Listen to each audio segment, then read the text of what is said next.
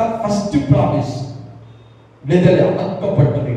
அப்ப விடுதலை ஆன அந்த ஜனங்களுக்கு அடுத்து இந்த பொருளாதாரத்துடைய சாபத்தில் இருந்து அவர்களை விடுதலை ஆக்கினார்.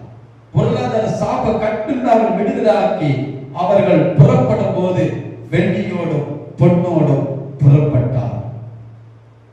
ஏன்னா இதற்கான ஒரு சொல்யூஷனை இயேசு சிலுவையில நமக்காக செய்து முடித்திருக்கிறார். அவர்களுக்கே அவ்வளவு பெரிய ஒரு ஏற்பாடு தேவன் செய்திருந்தார்.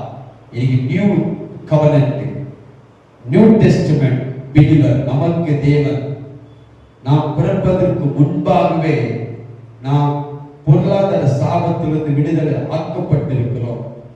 கலாத்தியர் பவுல் சொல்றாரு, நியாயப்பிரமாண சாபத்தில் இருந்து உங்களை மீட்டுக் கொண்டார். நீங்கள் விடுதலை ஆக்கப்பட்டிருக்கிற மீட்கப்பட்டிருக்கிறார்.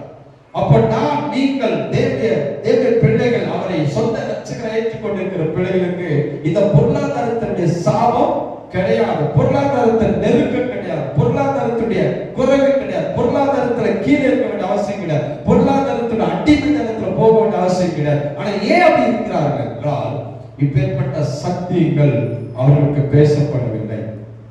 பாருங்க, இன்னும் பவுல் சொல்றாரு, பவுல் அற்புதமான ஒரு வசனம் 2 கொரிந்தியர் 8:9 சொல்லப்படுகிறது. 2 Corinthians 8:9 நம்முடைய கர்த்தராகிய